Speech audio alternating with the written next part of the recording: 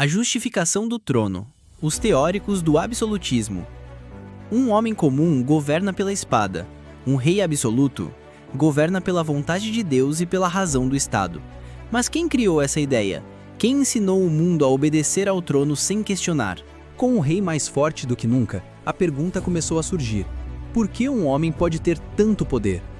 Era preciso convencer a população, dar bases intelectuais, filosóficas e religiosas ao novo regime. E assim surgem os teóricos do absolutismo, homens que, com palavras afiadas como espadas, ergueram as colunas ideológicas do absolutismo europeu. Entre os importantes teóricos do absolutismo estão Nicolau Maquiavel, Jean Bodin, Jacques Bossuet e Thomas Hobbes. Maquiavel não era defensor da moral religiosa, pelo contrário. Para ele, o que importava era a manutenção do poder. Em sua obra O Príncipe, ele dizia que o príncipe, ou seja, o rei, deveria ser astuto como uma raposa e forte como um leão. Se fosse preciso enganar, mentir ou trair, que assim fosse, desde que o Estado sobrevivesse. Sua obra deixa subentendido: os fins justificam os meios. Maquiavel foi a base do absolutismo laico, centrado no interesse do Estado, não da Igreja. Jean Bodin defendia que o rei era a autoridade suprema do Estado e que ninguém, nem mesmo parlamentos ou nobres, poderia limitar seu poder. Em sua obra, Os 6 Livros da República, ele defendia que o poder do rei deveria ser soberano, indivisível e perpétuo. O poder vinha de Deus, mas era exercido por um homem que não podia ser contestado. Bodin ajudou a moldar a ideia de que o Estado era uma entidade superior às vontades individuais. Jacques Bossuet foi o grande defensor do absolutismo teocrático.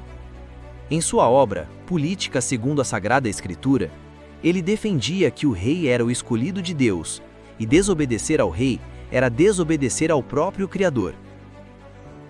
A majestade real é sagrada. Deus o faz rei e ninguém pode contestá-lo, dizia Bossuet.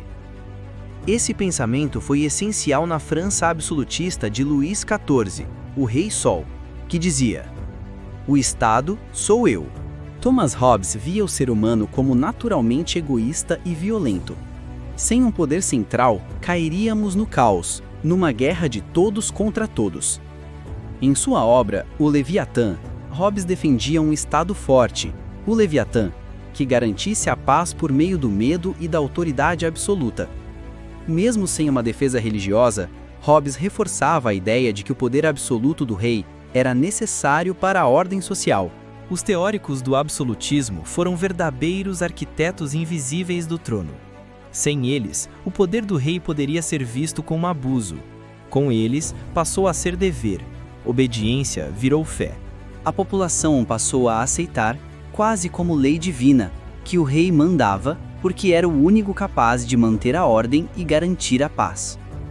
A igreja a apoiava, a nobreza retornava ao poder e o rei se tornava o centro do universo político europeu. Mas nenhum poder se mantém sem dinheiro. De onde vinha a riqueza que sustentava reis, guerras e palácios?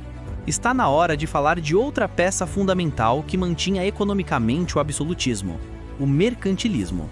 Prepare-se para o próximo capítulo, o Ouro do Trono, o mercantilismo europeu. Se essa história te fez enxergar o passado de um jeito diferente, agora é a sua vez de agir.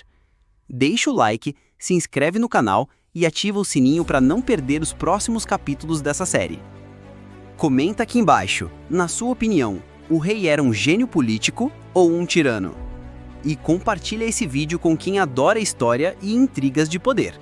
Nos vemos no próximo capítulo. Até lá!